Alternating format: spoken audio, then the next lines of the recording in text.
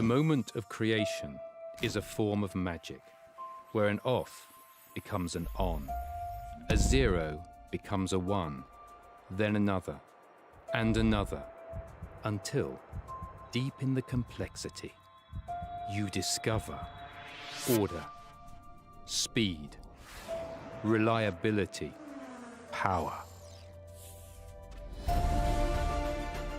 Experience the WD Black NVMe SSD.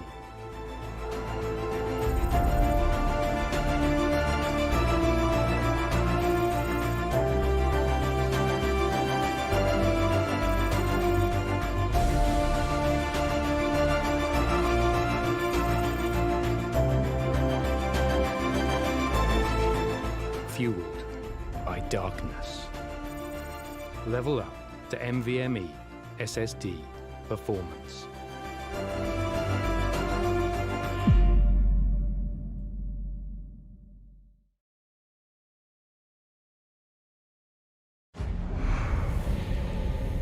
Numerous forces aimed at the Earth.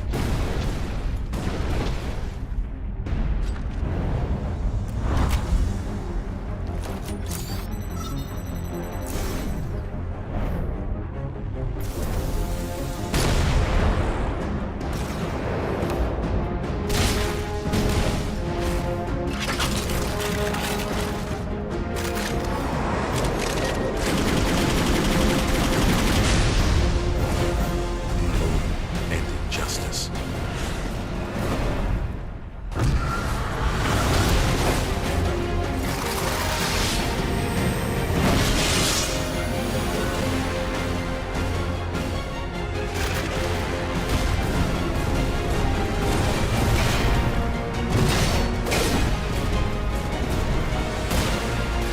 Let the glorious battle begin.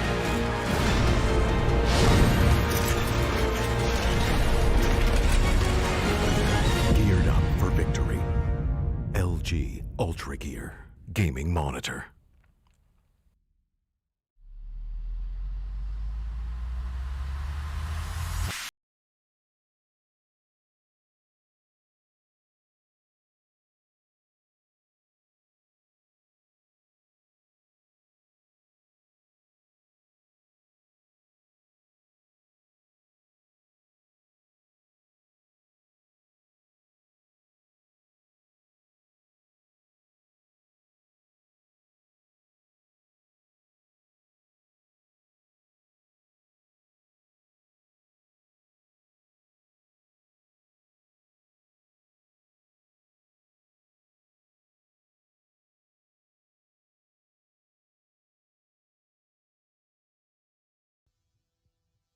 Alrighty then, ladies and gentlemen, welcome back to the WD Black Esports Club League for Rainbow Six Siege Season 4 Qualifiers, powered by LG Ultragear in association with Fibernet, Zotac Gaming, and Games The Shop. I'm your host, Blackjack. Joining me is my co-host, Sam and Foxy, as we are here for the third day of Season 4 Qualifiers. And what a start it has been to Season 4 indeed. We are back on the map of Cafe Dostoevsky, as I think a new meme is going to arise very soon of it being the Cafe Qualifiers, but I digress. It's been a lot of fun indeed, as I'm sure Foxy will agree. Foxy, how do you do on this fine afternoon/evening? Right/evening. Definitely, it's been quite fun. We've had some amazing matches come up in qualifiers. I'll be very honest. We're getting to see so much dynamic in terms of what these teams are trying to put out and put in. In fact, you only are as good as your output in terms of how much input goes into making all of that happen. But meanwhile, let's get back to the bands here, especially the teams in hand. Be it Esports facing off KL11. KL11 had an amazing run last night. They happened to win on Cafe as well. I believe that was against Saw. Yes, that I remember. Happened to turn on my mobile audio. Sorry if that got on the mic. But we do see the Thatcher, the Capita, the Mira getting banned. And that is a very standard ban if you'd ask me when it comes to a map like Cafe. Capita, though, it's a little unorthodox, but then again, if you as a defensive team want to play a little more in terms of how you intend to hold Bakery and Cigar, Capita was definitely a ban that will help you play that all the while more easier. KL11 will come up with an Echo ban, the Echo won't be into play. That means the Maestro or the Valkyrie will still be allowed for the information trade-off that the defensive team will need. And speaking of the defensive team, that is going to be KL11 starting off on the defense. Heat Esports, they've had an amazing run themselves. In fact, I know all of these names from before. They're amazing players.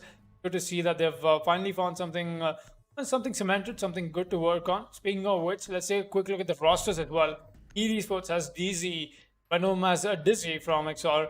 Then you've got Scraper, Revok, Eagle Eye, and Cypher on the side of Heat Esports. We have Skullix, Mischief, Bot, Pusscat, and Deadweight on the side of KL11. Let's see how that goes in. We'll be starting off round one with a Montaigne switch and with a Pulse switch as well. That is from the Kali and the Doc. They don't want to employ either of those operators. They will be bringing out the Montaigne from Eagle Eye as first side is going to be Reading Room and alright, Reading Room and Dining, very interestingly. This has been a site that teams like to employ a lot, and a WMP utilization would come in from the defensive team as well. That is going to be the Pulse and Castle being produced. Deadweight will be running the Castle. He's got the proximity alarms perfectly positioned. Look at that, the utility being used to perfection. But we've got the Pulse is very influential, in terms of how this map is played, especially with a particular site. Very influential, very important as well. Let's see if that is something they intend to convert on or not. Making sure the breach is not done all the while more easier. Reinforcement comes in with a few of those holes made with the shotgun. Mischief is just anchoring down himself in this little area. There's a museum, mining room area. He's got to stay strong. More than that, he's got to make sure, that the information trade-off is maximum from his end, because that is the only information trading operator that happens to be on the side of the defense.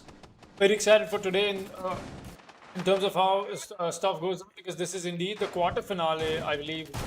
As I think bot started disconnection. That was just a server lag for a moment. Seeing the top floor control being established by the attacker. No, they're not intending to do that, not yet. They are planning for a possible quick take on the side of Museum. Let's see if that will be allowed by the Pulse or not, or will he just happen to fall back. Money, that is an angle you don't want to be peeking. That is the Pulse is using right now. He's going to get spotted out by the drone indeed, but does he get the C4 kill before he goes down? Montaigne has already made the push in happen, and now Pulse cannot move back. There's a fight he's picking with the IQ, in fact. He's got to be careful. Oh, the Montaigne push-up is possible. No, the Pulse of UMP is not damaged. Mischief definitely in a bad spot right now. He's got to fight against it. He's got the confirmability of the pain as well, but the C4 rippers get hurt and won't claim anything. Push-up from Thermite has happened, and he's not going to win any of that. What a play from the Pulse, from Thermite indeed, and a really good push. Top floor control already established, but here's what Heat Esports definitely bringing in the heat right now. Everybody is going to take a little bit of a beating, I would say. Eagle Eye, most definitely a lot of beating, in fact. Now the Pulse off the board, they don't have to worry about the C4, neither will they have to worry about Skullix the Jaeger coming up alive. Looks like a quick plan behind the shield is happening, and that is a really good strategy they wish to employ. No, but the diffuser gets shifted to the Montaigne. Now he's going to have to move back and transfer that back, but meanwhile Scraper is going to get the frag onto Pusscat. It might as well be something they wanted to go for the plan anymore, because now it's all down to Bot and Deadweight. Bot will be playing inside the site. He's got a little angle to walk through, but the Zofia will claim that life as well. No, the IQ comes in, he's going to get that frag. The Zofia push-up is noticed, but it's not going to claim anything. The Zofia with the triple kill, not get the fourth. Deadweight is going to shut him down. It's a 1 versus 5. Ace clutch, he gets one. It's another down player as well. 1 versus 3 in all sorts of century, but can he make this clutch happen or not? The real question. The push-up is coming in, he's going to confirm the frag. Wait, no, he just knows that the IQ is down, doesn't even waste. No, didn't know actually. He's just gonna Cypher, Reebok away, but is that even 20 away? Will that even find anything? Because they've got Cypher in a perfect spot to take advantage of what he's trying to do. And just playing a little bit of a cat and mouse game here. Eagle is going to get knifed out, and that's a good attempt from the castle, but he's not got any more time to left to go for the counter defuse. And that is it. The attackers will be walking away with this round, and he puts off the back of some really good attacking strategies. It's what got them the first round on board, and that is 1-0 in the favor of Heat as we proceed to 2. Beautiful way to begin the match right here. Well done to Heat on the first round, taking second floor reading by not even going to reading for that matter. Third floor control and straight into fireplace with the pulse off the board. Of course, it was made all the more easier. Although I'm not really sure what Pulse was doing just next to site. Maybe he wanted to make sure that the mining push that did eventually happen, mind you, was stalled. Unfortunately, alone inside of the train. Not a great position to be in. Eagle Eye is going to go for the 6 pick out of the Ash into the Montaigne once again, but this time it's going to be third floor bar from the side of the defense. K11, they're going to be looking to put their first round on board just like Heat have. On Cafe, of course, it's pretty important to remember that getting your rounds in early is one of the most important things that you could really do. You know, going into roll swap, if in a 3-3 scoreline, going into roll swap, that is, it would, it's not really favored towards any particular team per se. You know, some teams can take an advantage of a 3-3 roll swap. It depends on how both teams are playing. Cafe, it's somewhat of a defender set map, yet somewhat not. Again, opinion, the jury's still out on that. So, with that being said, of course, Heat Esports with the first round on board, they'll be looking to continue putting even more rounds on board right now. And KL11 will have to do the same. They'll have to come alive for that matter. And with the Mozzie on board, they'll be able to do some counter intel. But no, the Thermite drone gets away! Oh no, Mischief, he tried his hardest. He threw 2 pests at the drone of Cypher. But unfortunately, the Thermite will be the victor of that little chase. That out of the way, of course, action phase is in play. And already, we've got the G8A1 from the IQ ready and waiting to be deployed. There's a defender on the second floor, mind you. Just deployed a barricade. I believe that could be bought the Jaeger. Mischief is also down here, the Mozzie, that is, by train window. As the drones, one drone did spot the Mozzie. We did see him on the drone inside the train. The barricade spotted out, so is the reinforced wall right there. Interesting reinforcement choice, probably to protect pre-fires on the hallway for the Jaeger. As breachers are going to be breaking open the hatches, but Revoke is going to get taken down by Bob down below. That is a Jaeger coming alive nice and early, taking down the IQ. More shots are fired as Bot knows that there are attackers who are going to be pushing towards him any second now. Meanwhile, Deadweight, the Wamai, sitting in dark spot of piano as usual. He knows for a fact that the Monty is here inside a cigar shop. The call-out's gone to his teammates, but there is DZ on the piano window. And the shots being fired will not be damaging anybody for the time being. A Scrapper with the breach charge on the Zofia will be in to breach piano wall. Skullix, unfortunately, seems to have had a bit of a disconnection, which will make things even harder as the Wamai Magnets are spotted out by the Zofia. Probably the flashbangs coming in also are going to be taking them out, but the use of the impact is on the shield and not the Evil Eye. But Pusscat gets down and taken out by Cypher. That's on the mid-white stairs window as the Wamai is being pushed. Eagle Eye right now pushing the Wamai, cornering him inside a bathroom as Scrapper's going to find Bot in the meanwhile. It's all down to Deadweight and Mischief finds one that's Cypher off the board. 3 versus 2 with the Monty pushing him. Not in a great situation at all. The Monty's now inside a bathroom. He's trying to come back towards the door, but I don't think he knows the way. No, he does. He's good. But he's got a Guman in his shin, but the shots are fired, and Deadweight will go down. The plant is happening. Will the C4 find the planter? Yes, he will! DZ goes down. Mischief with a brilliant C4. Now in a 1v2. Air jab blows him away, but he's still fine for the time being. Diffuser needs to be recovered, and there's a Monty in play. The attackers do have the advantage right now, but will they be able to stick to their guns? The plant's coming off, and Scrapper will be protected by the Montaigne, forcing Mischief to go on a different route. He might go for the revive onto Wamai. Looks like he will. The Monty's here. Will he find them before the revive goes off? He does. The shots are fired, but he will miss. Skullix has returned, so no rehost will be happening, hopefully for the time being, as Scrapper is now in the postman situation, and now Deadweight and Mischief are in a pickle. A really big one for that matter. The Montaigne is following this Mozzie all over the place. As the Mozzie goes for the P, he finds the Zofia. Yes, well, it's all down to the Montaigne, and he will get knifed. Mischief with a beautiful play, juking the Montaigne and the Zofia, and getting the counter defuse. It was all on him. And he delivered for KL11 on round 2, giving them the first round on defense, getting their ball rolling. And this match, ladies and gentlemen, is truly underway.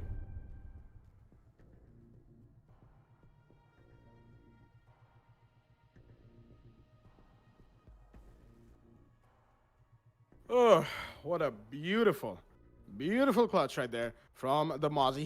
He did have the Wamaya for backup. He did revive him back to 20 FC, but it all came down to the Mozzie doing pretty much everything on his own. Mischief beautifully played right there, excuse me.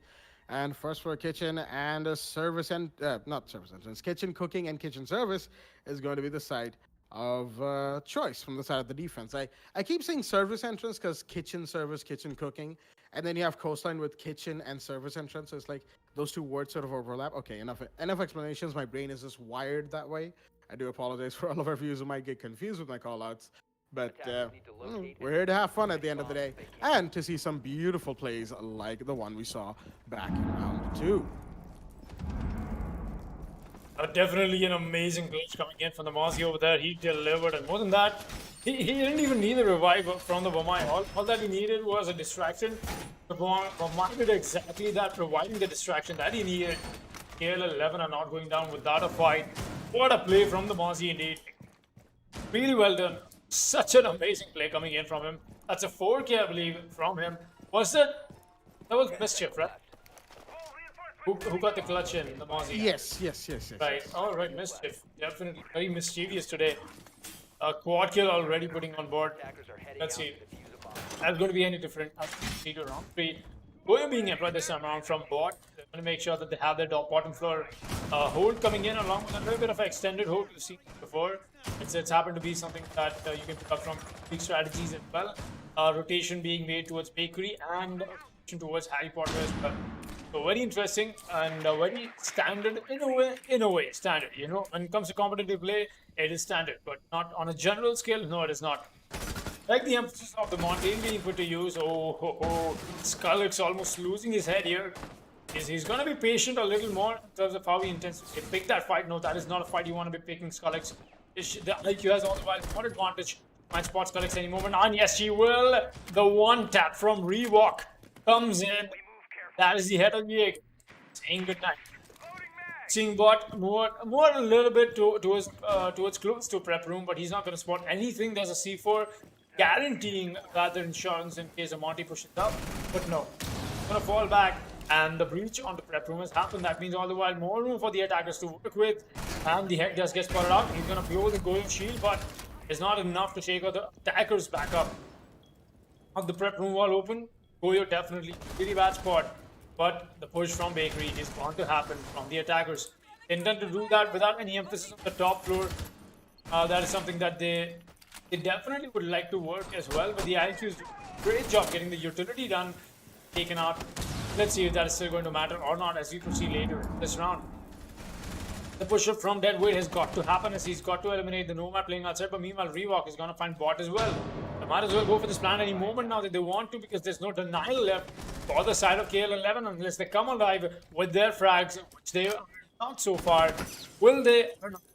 Big question. The planter does get noticed, but the Monty is wise enough to give him the cover that he needs. Wamai pushes up. He's not going to find anything, but Scraper comes up with a team kill. But it's not going to matter. It's all on a Mischief. He says goodbye and gets down and dusted by Scraper.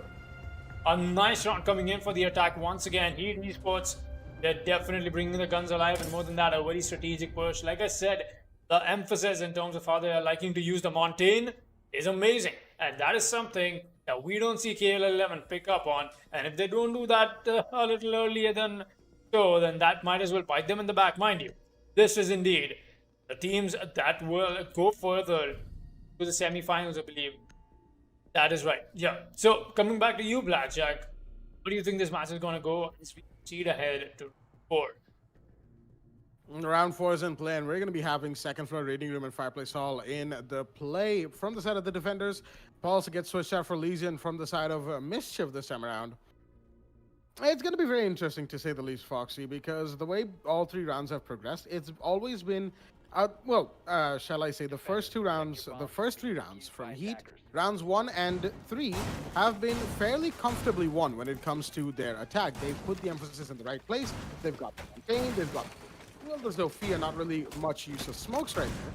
But they've done what they can and gotten the plant off. Even in round 2, the round they lost on third floor, they got the plant off. It was all down to a beautiful play from Mischief that got KL11 the win on defense. Now, obviously, you cannot rely on just one man or either one of your teammates to constantly clutch it out for you in a in like that sort of a situation, a 1v2 or a 2v2, even a 2v4. Those sorts of situations should not be arising, and even if they do, they should be in favor of KL11 if they are to win this, have any chances of winning this match right here. The way Heat Esports have played so far, the way they've used the Montaigne, the way they've used their attacking utility, their IQ, their Sophia, it has been fantastic. The only fault I've so far seen, like real fault, so to speak, big fault that lost them the round, which was back in round 2, was the fact that when the Mosley went for the peak onto the Sophia, the Montaigne played a little too fast for me, although there was the Y probably holding him down from the other end as well, which would mean that it's no fault of the Montaigne, Eagle Eye right there. It's really just down to bad luck. Round 4 is probably going to be hopefully different from the side of KL11. Hopefully they pick up on the way that he is doing things because he is really just putting the pressure on one side, one area where they know there's this one defender, where the weak spot is for that matter, and pushing really hard into that area.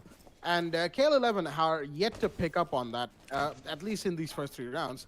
And again, you can't really depend on a clutch from a team member or a couple of team members all the time. That is pretty much impossible for just 2 people to constantly clutch it out, whichever combination of operators it is.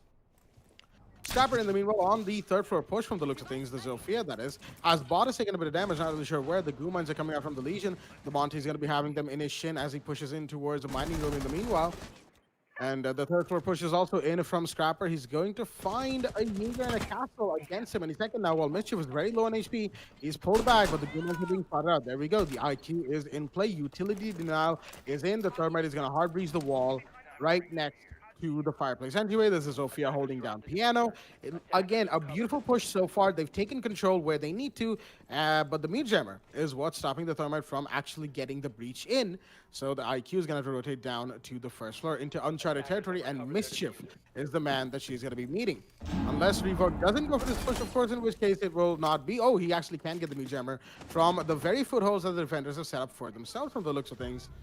Maybe. Meanwhile, Scrapper finds Skullex. That is the Jaeger off the board, and another Gooman goes out as Revoc will be found by Mischief. That is your IQ down, and that is, of course, the IQ. That is the Legion playing on the 1st floor. That's going to put a dent in KL11's attack by quite a wide margin. As Pusscat, the smoke, also on 1st floor, is waiting to throw his gas canister. He's actually going to throw one and have it pre-placed, but I don't think that the attackers are moving in that direction. Do they know that the mute is actually inside of reading room? The breach is happening from the Thermite. Looks like the Meat Jammer was caught out by the Nomad in this case, of course, as more smoke canisters are coming out from the side of the defense. It's now going to be a push for the plant from the side of the attack, and they'll need to clear out a few bodies before they can do that. Of course, the defenders are playing from below. Attackers are activating bomb diffuser. And I seem to have lost. Well, let me just say that over. Deadwood is going to get a frag, and DZ is the one to fall, but it's a 1 versus 3 that he's got to work against, and the Montaigne really low on HP once again. But is there enough time for the Castle to make this clutch happen? To find somebody, he's going to see the Montaigne, obviously, the big Martin, as we like to call him. The breach has happened a little bit, but that is another line side that he's got to worry about. Let's see if that is something he'll be work against. Well, this time there's no way he can find 3 frags in this rate. And there you go, the clock ticks away, and so does the blood out of his body, as Scraper will do the honors of finishing that weight, as Castle did not survive that round as well. Esports definitely stomping on KL11 right now. They're not having a great day, making sure that they have the best of them put forward, and yes, they do. Round 5 will be underway, in the favor of the attackers, mind you. 3-1 is not a scoreline that you should be expecting, looking into the fact that you happen to be on attack. You know, you need to put some rounds on board if you're on the defense. But a really good play from Heat Esports. Let's see if they can keep up to the hype that they've shown in the first 4 rounds rather. We're going to round 5, and KL11 this time around. Barton Cocktail launches. Defense is coming up from the Maestro will be employed by them, as they definitely need that until trade off. You know, they're not able to pinpoint some stuff out, but kudos to KL11, the fact that they happened to get some amazing stuff done in the last round. You know, they learned from the mistakes. The last time they did see was make the attack happen on the side of reading room. They brought the mute in, because that was for 9 thermite charge, and that did happen to scare off the attackers quite a bit. They had to go downstairs, and yeah, you had to go take a huge risk going into the hallway to get that jammer out as well. More importantly, did not have the pulse anymore. So the Legion was a good pick, but he got picked off too early. not farm his mines long enough. We're playing Museum. The smoke rotation also all the way down on the freezer. Really good adaptations from KL11. It's definitely a team that that has surprised me today. You know, it's not about the fact that they're not able to put the rounds on board, but it is KL11. Can write it down right now. The fact that they have such a good mechanical knowledge of the game in terms of how specific site is played, how a specific map is supposed to be approached. That is exactly what KL11 do. And very honestly, there we go. Bot is already starting off the frag game with Cypher, fighting the dust, and that's your thermite. On the board, that's a possible spawn peek that did come in. Was that from the main reception? Oh, I believe that was, yes indeed. Well, that's a nice frag for bot. Definitely, he's going to walk away with that one happily. There's no more hard reaching left for Heat Esports as that now they have to resort to a little more frag heavy push. Let's see if they can bring that alive or not. They've got Eagle Eye to make the push happen. That is your Montane, but it should not be enough. You know, if it does come down to a frag change that they have to pull out eventually, was the end. For my trying to spot the head of anybody who's wrapped around the whiskey window, not going to find anyone not so far. And a good read in Mischief will be playing downstairs instead of the Jaeger, because a man has a C4. You know how destructive that can be. If you happen to toss it right above you, soft panels or the floorboards, the attacker get way in to get the Wamai. Some good improvs being made from the side of the defense. That should definitely help them put some, at least this round on board. They still have 2 more rounds, this one and the next one, if the role swap happens. And this match gets all the while more interesting in terms of how they intend to play it out. Mischief waiting for a C4 play. Oh, he's going to lob that out. Doesn't claim anything because that's a little bit away. He's got those pings done, but the timing did not work out. Deadwood meanwhile is going to find Rewalk. That's a really nice frag indeed. That's your IQ of the board, but Eagle has already made the push with the Montane up top. Steve is going to find Dizzy as well. It's all on the Scraper and Eagle Eye. Montane and the Zofia is all that is left. Not able to... It's not able to make this push happen, as this has been an amazing show for the defense. They've got the diffuser in hand, and Scraper is a little too busy. Now he's found himself in a fun 1 versus 2 ace clutch situation. The Zofia has got to find 5 bodies before she tries and walk away with this round. Will she be able to do so with only 40 seconds left? Find one, that's your Legion. Find another, no. She's just going to fall back and on the main counter, waiting for a possible peek. Maestro comes in with another peek. Maestro is waiting in, very patiently, in fact. Does spot the Zofia. Oh, he's going to get him as well. Skullex with the final kill to get KL 11 round 5. And that just keeps them breathing. Even if they manage to get 1 more round out, it's definitely going to be an advantage that they walk away with. But will they be able to do so or not as we proceed to round 6? Let's find out what KL 11 has in store. Well, absolutely well done on the defense right there from the side of KL11, getting all of their kills getting all of their intel and utility done as well, denying, especially Revok, I believe he was the man who went down. Well, he wasn't the man who went down first, of course. There was a spawn peek from the Jaeger, but after that, Revok, when he went down, it really was the tipping point in that particular round. Meanwhile, Scrapper with the Maverick pick. All right, interesting. Don't really get to see a whole lot of Maverick when it comes to Cafe Dostoevsky, while Skullex, oh, there we go. Scrapper's going to go back to Zofia instead. Skullex with the 6 pick out of the Vigil into the Mute, as round 6 is, of course, the last round before roll swap, and this is a very important round for both of these teams. If Heat manages to win this round, they'll be going into roll swap with a 4-2 advantage, round advantage for that matter, and a pretty hefty advantage because they'll be coming to defense. While KL11, they are gonna be looking to make it 3-3 and start fresh on attack. Second floor reading is gonna be the side of Trust once again. They've been pretty insistent, on coming to this site, and of course with their pretty actually amazing game sense, although not in that particular situation. Skullex takes a bit of a shot from Puskat, the Smokes shotgun. The Mossberg doing a little bit of friendly fire right there, but outside of little hiccups here and there, KL11 has a very good game sense. I would have to agree with that one, Foxy. They are playing very well. They know what they need to do, and they are getting it done. It's just that when Heat Esports makes the push happen, something or the other falls apart for them, or they end up losing their gunfights in situations, and oh dear me, there goes the smoke. Puskat has left the lobby, and since it is already action phase, the rehost will not be happening in this round. KL11 will just have to play a 4v5, and we know we know how often 4v5s go in which direction. Mining room window has already been opened out from the side of the defenders, while Eagle Eye, the Monty once again, he's going to be holding down the window, giving intel to his attacker friends as more drones are coming in from the side of the Thermite and the Zofia, I believe that is. Mischief in the meanwhile, on second floor, wide corridor, as Bot, this time the Pulse, is down below with the C4 in his pocket. Of course, the floor of Fireplace is in fact breachable, so the C4 would go off if the plant is going down there.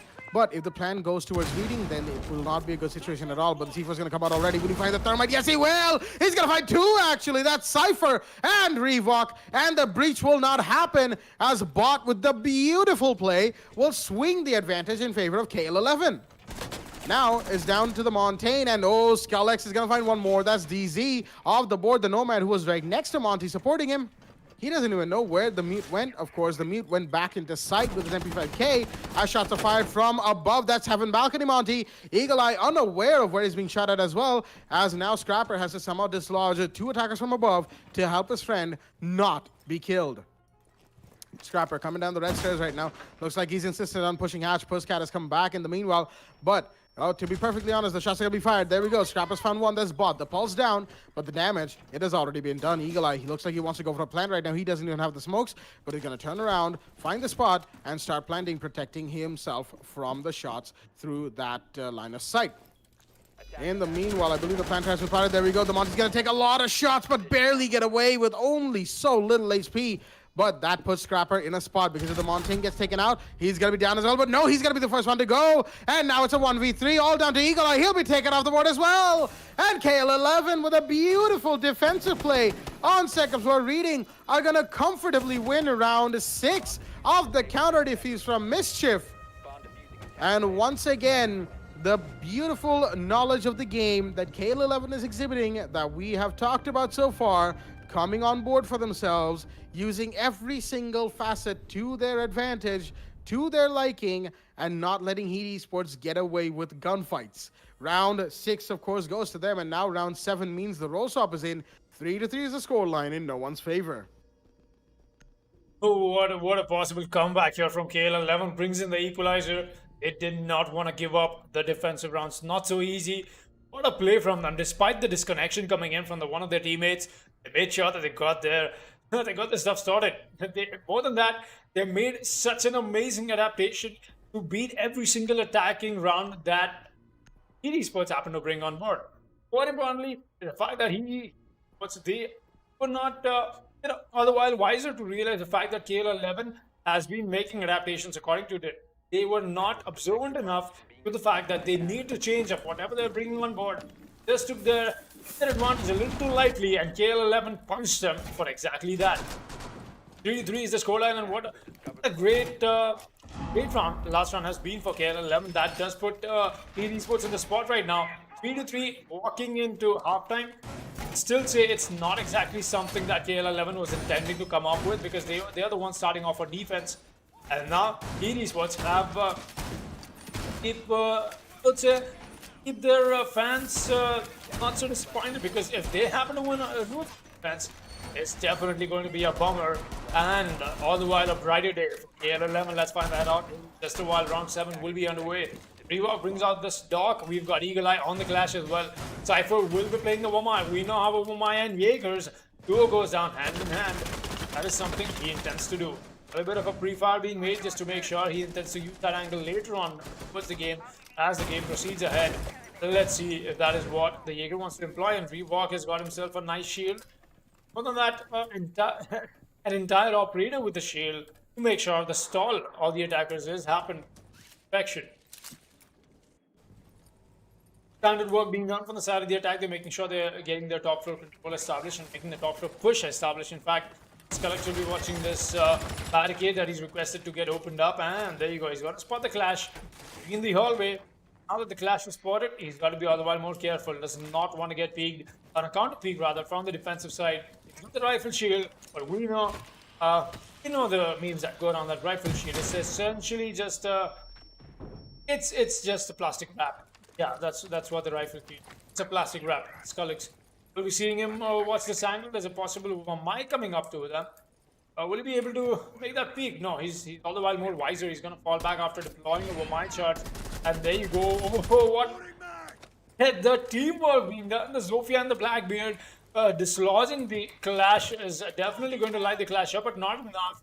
They realize the fact that that is not going to work out, and that is why they're going to fall back. We'll be seeing Eagle Eye hold this down very strong, very steady, very comfortable, and very confident in terms of how he intends to hold the entirety of Sikar all by himself, and Reebok, obviously. Possible peek from that window could claim the life of some attacker that he's not expecting a shield with a dog playing over here. Definitely that information trade-off is bound to happen, but the Zofia has got to be very quick, very fast in terms of how she plays this. Reebok is going to spot the Zofia as well, and that's why she's going to move back. I believe this is a moment and point where the side of KL11 has got to decide if the quit that they're trying to make will work in terms of how they intend to play this out, because they've got not enough not enough for dislodging of the defenders on the positions that they're playing in. Purposes in terms of how they bring out the bottom one as well. And Reebok, just as I speak about where did he get naded from? Even know. Why did he get down? What? Alright. The push from bot has already happened. He realized the fact that there's no way we're winning if we bring out the utility. Might as well bring out the guns. He's gonna get a double. Does he get the 30? Gets a down. He converts that with his own smoke that is Dizzy. Can wait, gets another, but Dizzy is here to get a frag. That's a refrag indeed. But now the shotgun in hand is not going to connect on that long range. The 1 versus 3 can happen. KL11 with the frag game from the IQ. Bot is definitely not playing like one. He's got the guns alive, and more than that, he's dropped bodies like flies on the side of KL11 as they win. Round 7 will going into Rios. Looks like there's some ping issues that are coming up. Yes, so Rios will be called and will be awarded this. Quick look at the scoreboard. We will be back on round 8 as we proceed to this short Rios. Be right back. Don't go anywhere.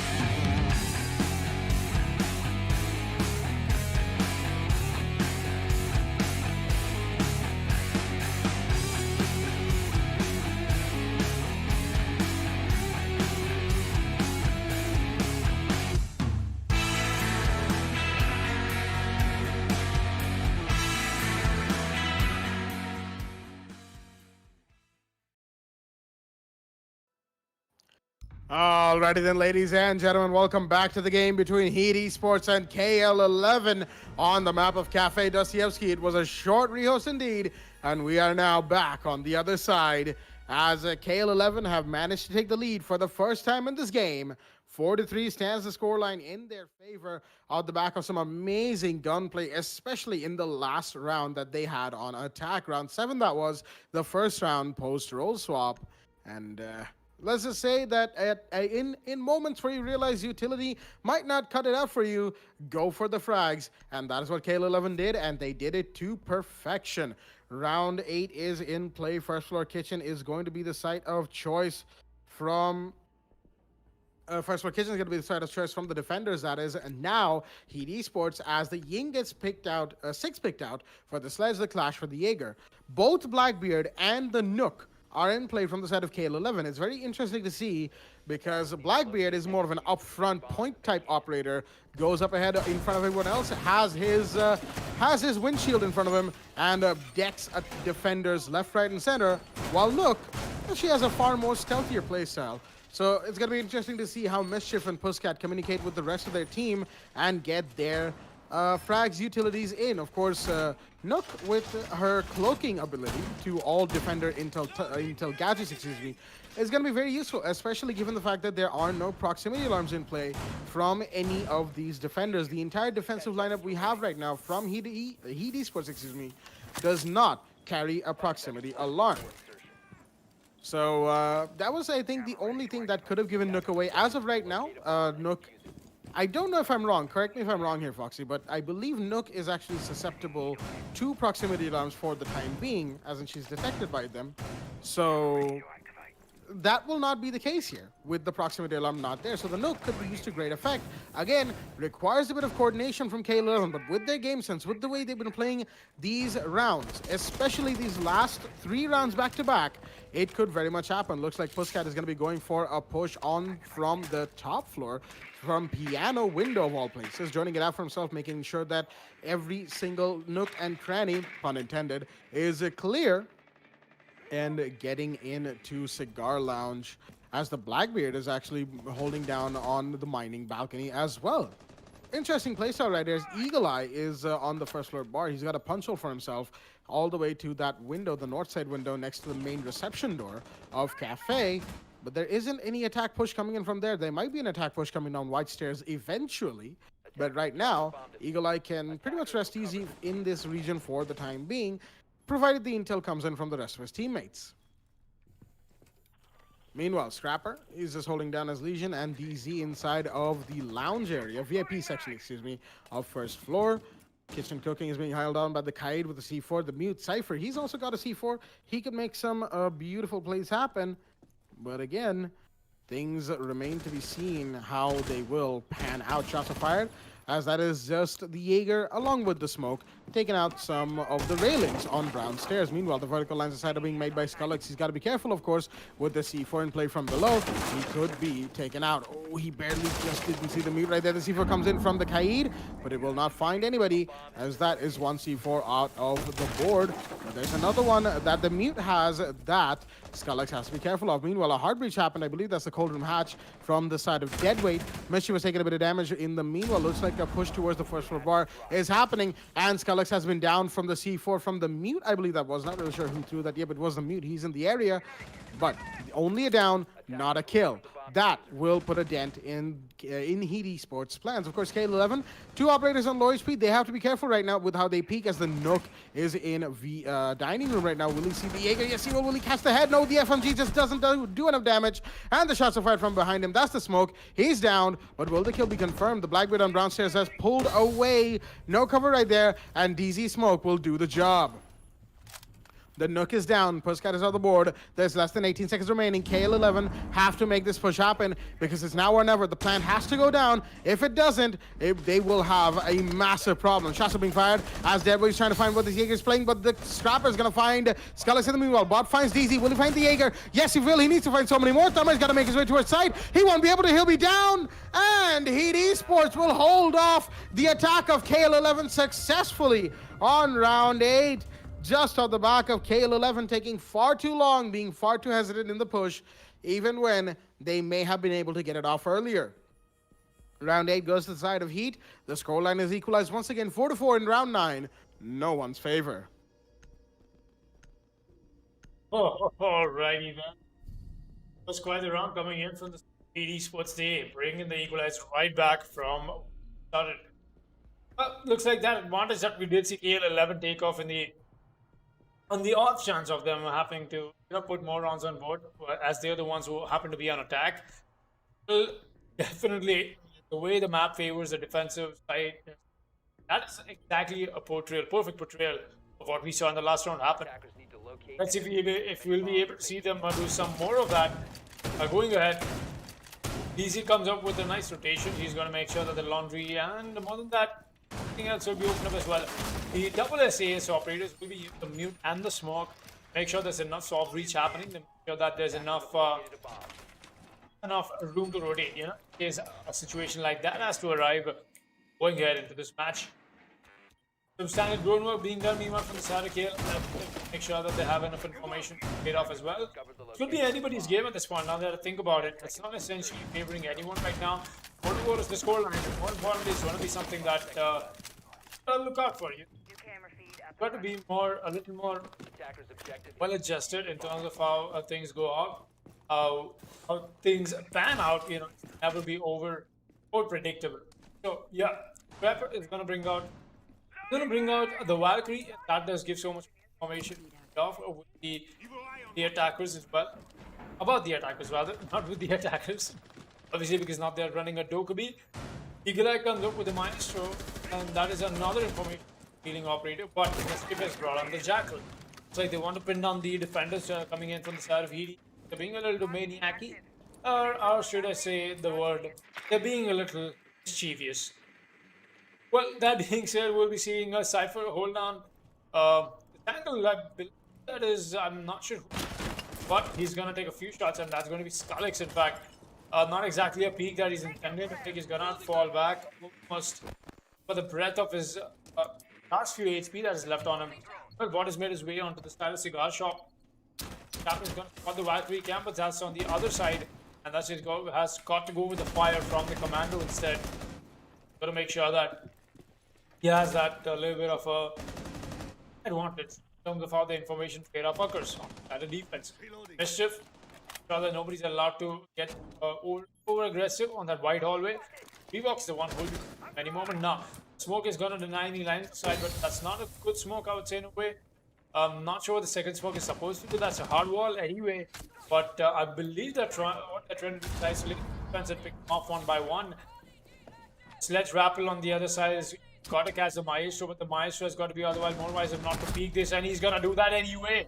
The Order is going to win that fight. He's not going to win the second, but he gets down anyway. That's going to be your Jaeger who came into play. But there's the Zofia to worry about. The Maestro is going to get done quick work off, and that's a double kill for Bot. You can reverse that. Like, seeing Rewalk and Eagle Eye bite the dust. Your Maestro and your Jaeger have gone down.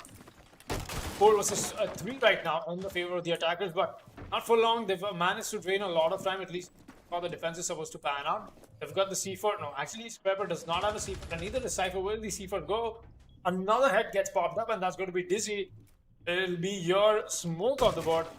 Let's see if Scraper and Cypher are able to pull the best and salvage the best that is left of this round.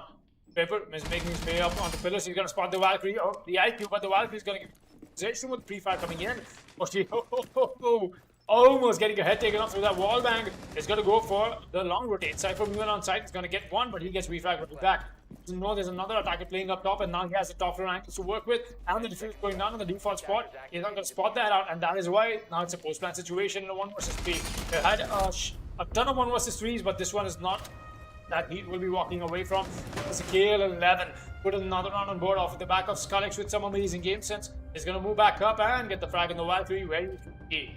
KL11 keep this match alive. They take the advantage right back from the clutches. Esports, and this match goes 5-4 up to round 10. 5-4 on to round 10 in the favor of KL11. Once again, KL11 displaying at their absolute beautiful knowledge and use of the knowledge of how Rainbow Six Siege works currently. As you know, you might know how to do something, but it's how you use that knowledge of doing something into actually doing it, that really counts. I know that was a really roundabout way of saying it, but forgive me, my brain's a little off today. With that being said, the Kali comes in from Skullex. All right, very interesting right there from KL11, as I believe it was the Pulse who was 6 picked in as well from the side of Heat on the defense. Kali, of course, an operator that is seeing a little rise in pick rate with her recent double buff, that is, the recoil to her primary sniper being reduced just a little bit, you know, not a whole lot. It's not a laser between shots. It still takes quite a long while to reset, excuse me. But the biggest buff to her, of course, was the fact that she now has Clash's SP SMG9, and also the fact that her Lance, which is pretty much the alternative to Thatcher in most situations, takes about a full second less to blow up once deployed on a wall, a floor, any surface, really. So, you know, a couple of good buffs to Kali has seen her pick rate go up, but again, she remains one of those operators that is still a little hard to play when it comes to Rainbow Six, especially given the fact that, honestly speaking, Kali's sniper is what really brings her, is what it makes her unique, but at the same time, it brings her down because the average gunfight distance in Rainbow Six is 9 meters. We've all seen the statistics, we've all seen the charts.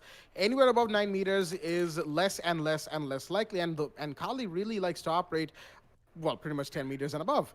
So, yeah, her primary, not exactly something that comes into great use for the operator, which is unfortunate, but that's what makes her unique, and that's what Ubisoft gave her, unfortunately, as Eagle Eye will be flashed in the meanwhile inside a piano.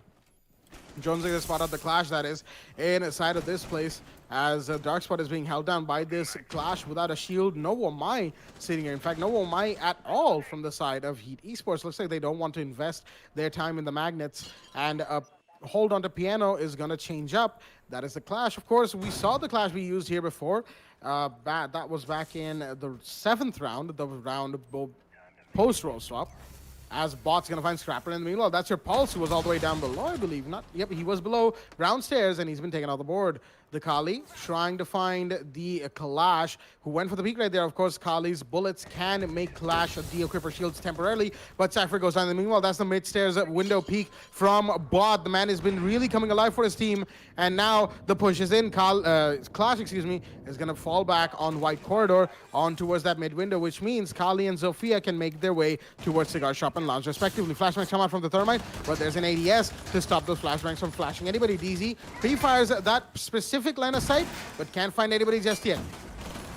Zofia's impacts are out, and they are taking out shields and utilities left, right, and center as Revoc has been dealt a lot of damage to as well. A Goya shield gets popped in the meanwhile as Revoc's going to find one. That's Pusscat off the board. That is your Zofia down, but that's only one, and they need to make this 3 versus 4 now happen. Eagle Eye very close to a recently popped Goya shield. He's got to be afraid of the fire as Canister comes out from the smoke, excuse me. But there's a Kali right close. Will he see him? No, he won't. The shots are fired, and the Clash gets taken off the board. The melee's in, and the Kali will find that as Bot finds DZ. It's all down to the last defender standing, and that is Revoc in a 1 versus 4. What looks to be a post-plan situation now, as there's 44 seconds left on the clock for him, with the plan being done by KL11. The Jackal scan is in as well. Mischief is found where this man is playing inside a balcony, and the shots are in. And KL11 continue their streak of winning 2 rounds back-to-back with this one. Round 10 goes to them, and they are now on match point 6-4, and Heat Esports, looking dominating in the first 4 rounds, are now in a very, very uphill task indeed. No, 2 rounds back-to-back that Heat Esports has to get on board for themselves, because if they fail to do that, they will be saying goodbye to the spot, a possible potential spot that they could have had in Division 3.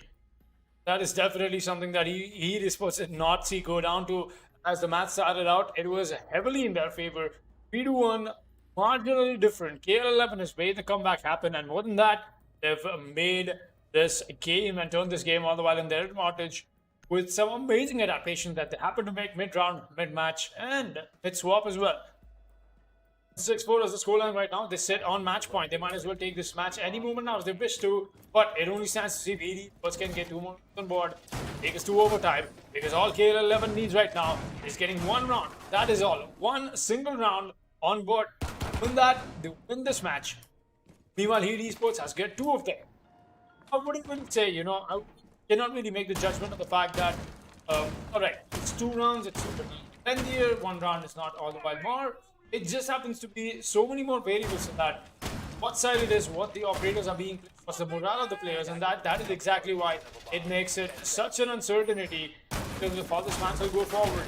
You know, it's only 1 round. It sounds really short, but it's a 1 whole round. And what could happen, let's see if Esports are able to stand up to standards into defeating KL11, or will we see KL11 pick up the pace and keep the pace that has been going so far for them and convert that into a victory, take this match 7-4.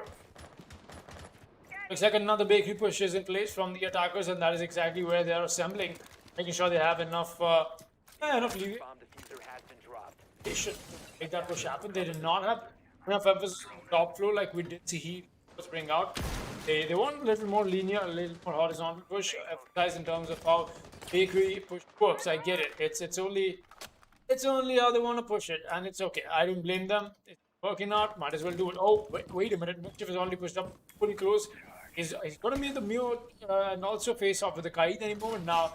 What he's afraid of is that mute jammer that he's going to make quick work of.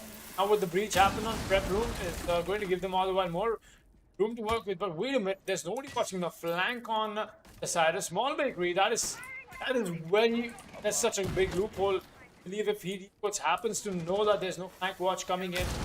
Well, that was a nice mute trick attempt from Cypher over there. Alrighty then. And try to attempt that mute trick is not something that you can make work with. Body's gonna get a frag. Oh, mute tries to go aggressive, but he's gonna give away his position indeed. And now he tries to get aggressive on prep room. He gets the knife. Mischief. He was not expecting that. Cypher's taking a few shots as well. But now he's got to move away, and Nakali will do quick work of him with that reverse rapidly coming in for her. Eagle Eye trying to solve this out, trying to make sure that in case he wants to go for the flank or not. But this angle being employed all the way from Check inside the side of Bakery. So will definitely do wonders if Scraper decides to work this to perfection. But once again, if they happen to go for an aggression towards the side of the small Bakery, it's still on the board because there's nobody watching that flank. With no man in play, definitely something that I would love to devour Esports, but now that Scraper has moved away and is watching the entryway and not the breach, is definitely something that they'll be regretting, and so will the smokes that Scraper is going to get that frag. Nevertheless, bot is going to go down only before it takes down the smoke.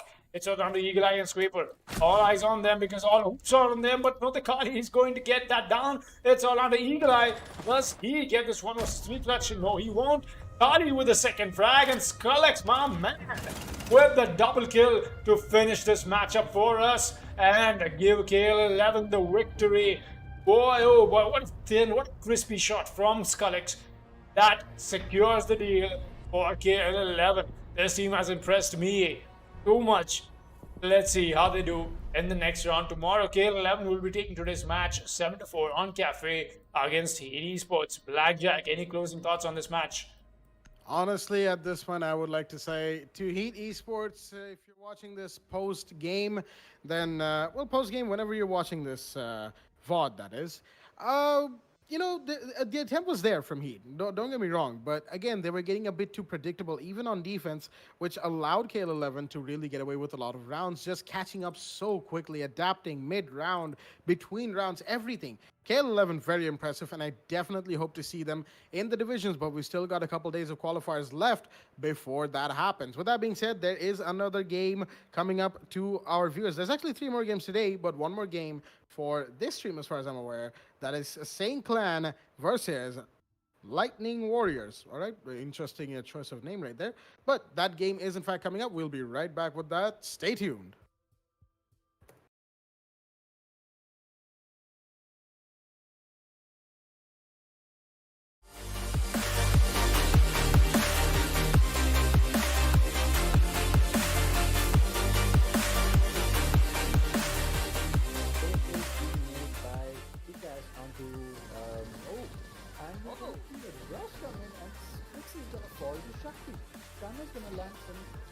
fire some shots downrange. He's not to do a complete and 11 separate. There's one guy sitting behind the Aquabar and he's going to get fired. He has no idea that Ash is right next to him.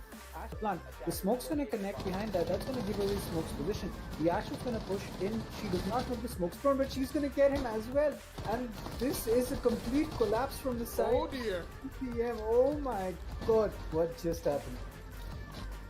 The C4 correct from the side of Stoneheart. That's going to be Linfo and Resto off the board. It's all down to Adelaide. She has a minute. He has a minute, my bad, to make this happen.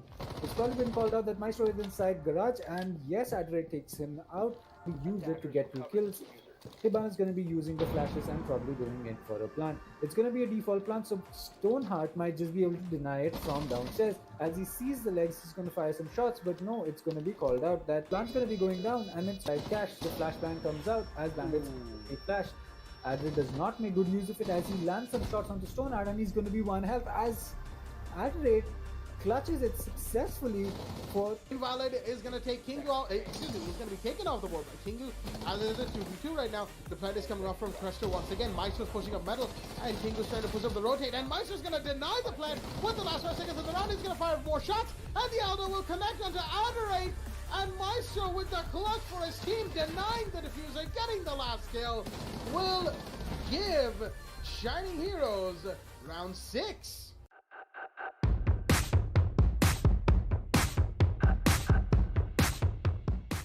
Smoke's canister as well as 50 seconds left in the round, and Neverdime have to push. It's now or never for them, as without getting the plant off, they won't be able to extend the round timer. Choco's going to look to go in, but he's going to get one. That is Zenas on the board as Zenas took down Sam.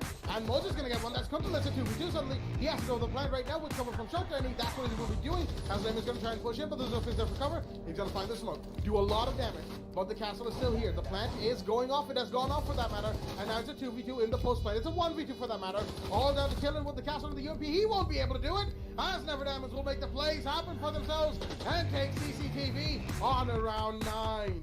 Right there, he's going to take down Nanny using a bullet hole boost right there. The woman gets the kill. The slice goes down as well. That's Flanker taking down Mike, as Royce is taking down Cruzy in the meanwhile. The refrag had happened. The Ash charge away as well.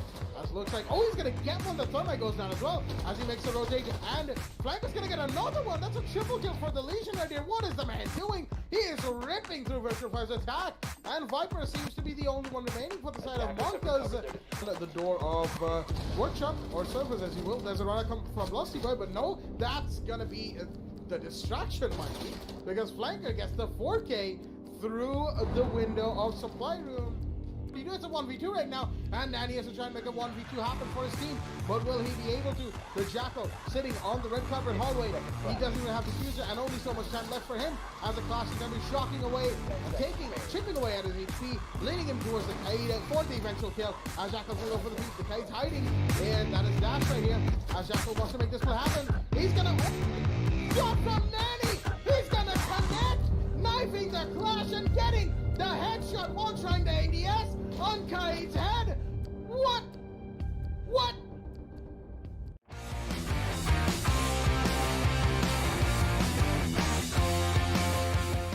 A very close game right here. Doc is sitting way too close to the gym bedroom door as Bucky made his way in to bathroom. And Notorious gets a double. That's Ninja Freak and Europe as it's cleared down. It's all down to the 3v2 right now, as Notorious might just make a clutch happen for Steve. Snow's flanking. Rotating back up the main stairs, and Doc's gonna find another one. Notorious with a triple kill. He might just find the Zofia. No, he will be taken out accordingly. As it's down to the 1v2 for the Legion. Vortex is he took one, and oh, what a shot from Snow right there. He gets the double onto Rats and Vortex, despite being stunned and going prone on the main stairs. He will get the kill for his team. Claim the life of the castle. That is Jason out of the board. Mechox is going to get another shot of play from the sledge over here. Is definitely shutting down Union Gaming, but Hyperdish is here to cover while the plan is going down. It's all down to the Jaeger now. Fagels has to clutch this out. He gets one kill. That is the Mechhawks. The kill machine shut down. That's another one. That is on to next. Who does he find the third? Yes, he does. And a clutch coming in from Fagels. A 1 versus 3 from the Jaeger, and that is going to put the equalizer on board for Union Gaming and make this a 4-4 in nobody's favor. Sound off in the chat. I know I've asked this question before, but I'm curious to see if anybody's changed their what they play. Oh, the double spawn peak comes out from Blank and Fatal's right there. The French boys coming to play for Union Gaming. Another defender up there. That looks like the Rook. Yep, there we go. Blank is going to get that headshot onto Chu and insta-healed by his French friend. And the run out from, okay, that's Fatal's. Will he bend this over? He does! And that's a double kill for the Dot right there. He also sees the Hibana and takes it. And Union Gaming with a flawless round off the back of some insane plays from the Doc and the Rook, Fatals and Blank, as they are going to take match point by winning round 10.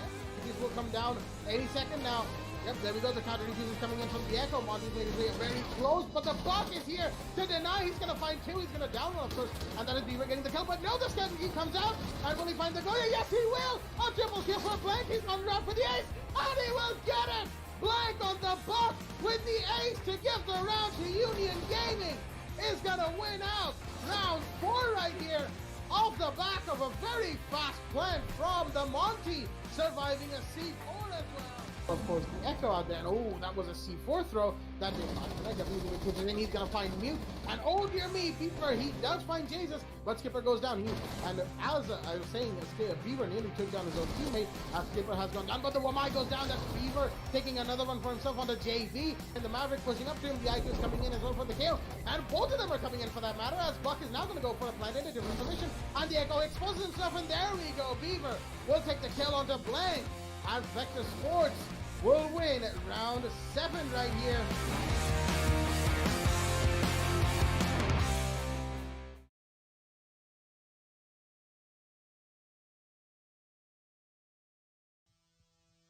Alright then, ladies and gentlemen, welcome back to the WWE Black Esports Club League for Rainbow Six Siege, powered by LG Ultragear in association with AC Fibernet, Zotac Gaming, and Games The Shop.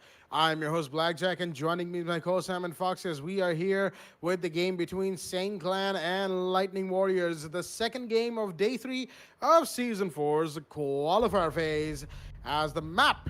I'm a very happy camper, of course, to report that the map is a Coastline, a map that we all know, we all love, has been one of the fan favorites since Year 2 Season 1 dropped, and honestly, it's just a map that allows both teams to just frag out, chill, sit back, relax, not worry about too much utility. It's all a game of intel and frag, with the heaping helping of utility, but still. It's just a map where, you don't have to worry about too much. That's basically what I meant to say. With that being said, Foxy, how do you feel about this game that we have on hand? Well, like you said, Blackjack, I'm very excited to how this happens to be a map that we just happen to relax, go frag heavy, chill out, playoffs that usually you don't, but sometimes you want to. Jackal and Thatcher will get banned. I'm not sure why the Thatcher ban has come out. He's the new Jackal, I would say. In terms of how the meta has been saturating. Thatcher banned as well. Alright, the Valkyrie will be banned from ban, very interestingly. Maybe we might as well see another Intel operator be banned, maybe an Echo or a Maestro. Yeah, at things right now. And wait, it's going to be the Jaeger ban. Wait, that is from Lightning Warriors. Exactly. Oh boy. Look, okay. I hope Lightning Warriors have thought this through, because going into this match, while you happen to be on defense first and you happen to ban Jaeger and you go to hookah lounge without the Jaeger, that is very ballsy. I really want to see how Lightning Warriors play this one out. All right. Let's take a quick look at both these rosters. Ninja, Banshee, Sammy Max, Reed, and Round on the side of Sane Clan, while we have God, Dark King, Baba Yaga, Somanath, and Storm on the side of Lightning Warriors. Quite the difference in terms of how we'll be match with the meta also, while so dynamic, and that is why we love this game. Lightning Warriors, I hope they've thought this through, what they've brought on table, because the Jaeger, it's going to be all the while more difficult, but that is exactly why the Wamai is being brought to board. Baba Yaga will be playing the Wamai. Alright, looks like we've got another Baba Yaga here. Obviously, a point of concern will come in if that is, the Lightning Warriors happens to qualify in Division 3, because there's another Baba Yaga in the Peacemakers. And yeah, then me and Blackjack will be 10 seconds left. having a really nice day when we see a match of Lightning Warriors against Well, the Peacemakers. If I may, the kinds of names we get in the qualifiers Uh-huh. are always absolutely fantastic. I mean, just look at this round Right. in a yeah. round. Yeah, right? Yeah. The type of names you get in qualifiers is absolutely fantastic. Anyway, back over to you, Foxy. In fact, yesterday as well, when you were happening to cast, he came up with not exactly the wordplay I remember, but Round had an amazing round. He had like 4K, and that is exactly what he said. What an amazing round, 4 round. Yeah, it's just that does go around. Wow, never mind. We will be seeing ourselves headed to this good defensive hole from downstairs. Barrett and Mozzie will take one's on the side of service and the other one's in the blue bar. Is that courtyard that he's inside? Yo, yes, he will be. He's trying to spot anybody who gets aggressive, trying to get the Bana Palisade or something like that. Ultragear will have to go for the peak whenever he wishes to, but he's not going to go for that. He wants VIP. Hey, indeed, it's Storm down below who come with the C4 if they don't happen to be. They don't happen to be all the while more informed in terms of where the positioning is of themselves. Yeah, he already made her way top, while Sandmax is gonna go drop God, and that's your bandit off the board. But this Courtyard is not alive anymore. Darking will be playing the FMG instead of the shotgun as a primary. Very interesting from a pick from the smoke. That is a primary weapon. They've still got Baba Yaga on the Wama. He's not got the shield over here to help him with the VIP hallway, but he's still got the shield on towards the side of the hookah doorway. That still helps him. That still happens to be a point of contention. We'll be seeing Somnath take a little bit of damage from the nuke that came in from below. Above, I believe that's from the vent that you happen to see right now, the drone hole, as some people like to call it. But then again, he's got to be all the while more careful in terms of how he tends to pan this out.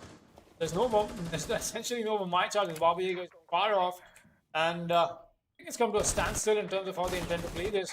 Maybe a default C4 as well might claim life right now from the Monzi, but he's not intending to do that. He's very patient. Yeah, he's very not peaceful, definitely not sure. It's a game where you have to bring guns alive, but Ninja will be bringing his gun early. He pushed up, or he's not gonna take that peek with enough intel, and that is why they were buying with of him. And the defense definitely are draining a lot of time off of Lightning Warriors. Tom has already spent his C4, and that's why he won't be able to use that. But IQ is here to shut him down with the Nova charge working to perfection. The IQ will be making a push happen upstairs, but the plan is still not going on. Already exchanging the fight with the IQ, and he's going to win that. Really good gunplay from Legion 3-5. Sanjeev comes alive. Still got to stay alive here, and that is Dark King. To go. 15 seconds to go, and Sammy Max has made his push from the other side. He's going to get refragged by the smoke, but the plan is going down from the Hibon. The down comes in, it's all under the Legion. He's got to be worried about where the plan is going down. He's not going to connect any shots, and that's why post-plan situation, he's got to work it. It's a 1 versus 1 that is turned down to everybody else except for the Hibon is down. Dark King down, Sammy Max down. Real is the only one alive, and Round down as well. It's Hibana versus the Legion. Might as well go with the revive if he wants to beat the attackers. Definitely cannot. So I'm not letting his chapping on towards this side. He does notice the drone. He does not notice the dead body. He does not know where the last attacker is playing, and that's draining so much time off the Legion. He's still trying to find it though. Gonna get that confirmed kill. Now he moved up to find the diffuser. No, he's not able to confirm that kill either on the Nomad as Round meanwhile confirms it onto oh. Is that frag? Is that a bait? He's not gonna bait that properly. Yes, Saint Clan will be walking away with the first round off the back of Ultragear, playing that to perfection, and the Legion definitely in a panic mode. Could not make that round into his session, and more than that, he got a little too, let's say the anxiety did kick in into him. He was very nervous in terms of how he was playing that out. No information trade-off is what is going to award Saint Clan with round 1 on coastline. 1-2, 1-0 is the score. With the first round going in favor of Sane Clan, that is, they will be getting the ball rolling, as they say, on to the rest of this match. They've got the first foot in, the first round in, and they will, of course, be looking to take their advantage farther. But again, Lightning Warriors might just be able to make a bit of bit of an equalizer in the early game. We do see that a lot when it comes to pretty much all the games, divisions, qualifiers, everything in the TEC League. But will we see that today, or is it going to be Lightning Warriors? Lightning Warriors not having a good game? Again, it comes down really to both these teams, and the fact that the map is coastline makes this match all the more interesting. Because again, there's not going to be too much utility being used. It's going to come down to gunfights and how they play the diffuser. The diffuser is pretty much the most integral part of bomb, hands down, especially for the attackers. But then again, the defenders as well, because if the defenders manage to drop diffuser in a very important place, out of reach of the attackers, the entire defensive team can just shift their focus, go to the different place, set up as much as they can, of course, with the limited utility they have, and stop the attackers from gaining diffuser. It pretty much changes the entire game, and will be interesting to see whether or not Lightning Warriors are going to be able to do that in this round, or any of the rounds that they have on defense before round 7 roll swap hits. In the meanwhile, Sane Clan, of course, we know what they're going to do. They're going to get in, they're going to clear out the roamers, get the intel in, clear utility, go for the kill, or plant and go for the kill, whichever one works for them. There's a whole list of possibilities that they could do, a whole list of pushes, and that list, of course, is never ending, especially for anyone who's played Rainbow Six Siege. Jones are in from round. He's going to make sure that he knows exactly who is there, if at all, on a penthouse, but doesn't look like there will be anybody on penthouse for that matter. Doesn't look like there's a roam game towards this side of the map. The western side of the map? I'm a little confused on the compass right now. Looks like it is the western side of the map that we are looking at. Yes, no, eastern side of the map. Never mind. But regardless, penthouse and theater, this area is so far pretty much clear from the side of Lightning Warriors. Nobody's in this area, neither is anybody inside of VIP, as that control has been taken by the Hibana nice and quickly. Real playing the Japanese hard breacher, as it were. Pretty much the only operator who sees any play at all when it comes to the hard breachers on the coastline, as she can make those pesky lines of sight that are hard to deal with for defenders, because you know they're pretty much on long angles, and an ACOG holds those long angles much better than a hollow sight. God, the meanwhile, is on the first floor hallway. He's going to be just holding that down for the time being. He did go down first in the last round so far. It's been all good for him, but my charges are going to be catching flashbangs and all the other utilities that are coming into towards side. There's a rappel in as the smoke. He's unaware of that rappel, and Dark King Somanath is going to go down. That is round with that kill. He's got to be careful, of course, of the window below him, the sunrise entryway window, and he is, as the Bearing 9 comes out from the Hibana onto the hookah door. Looks like it is a push into hookah. Once again, from the side of Sane Clan, they have 60 seconds remaining. The last minute of the round. God, in the meanwhile, he knows that there's an air jab here. If the air jab goes off, he will be detected, and the Nomad will be able to get the kill. But no, the prone is spotted instead. The air jab won't go off, but there's a kill drop happening from the side of the attackers, Ninja, Banshee, and everybody else from Sane as, oh no! Mozzie! Storm, you do not lose that gunfight. I'm pretty sure he didn't know exactly where Banshee was playing and panicked, and the hip fire from Banshee, far more accurate than the ADS hollow sight of the Commando 9. The Mozzie, very unfortunate to lose that gunfight. A comical way to go down at the end of the round. Round 2 goes to the side of Sane Clan. Just a second, as I happen to giggle what happened with the Mozzie, I'm not sure what he was thinking. How do you lose that? Why is there the knife? But everybody forget the fact that there's a knife that you have in your back pocket. You can rip out, just straight up knife any enemy that you have in front of you at that range of proximity. Attackers need to That's funny. That was funny as hell. But that, on the other hand, on the contrary, that does keep Sane Clan's amazing win going on to very far in this matchup. Like I said, Sane Clan was amazing yesterday night as well. Had an amazing match from them come up. Lightning Warriors, they've not exactly been able to stand up to kind of caliber that they've presented to have. Let's see if this time around there's going to be a difference or not. Baba Yaga once again comes up with a Wamai while we've got Somnath playing the smoke for the barbed wire here. Does he have the shotgun or not is one. But because we did see the FNP out there, that's the shotgun. And it's going to make those rotations up on site. God will be landed and the 87 in hand.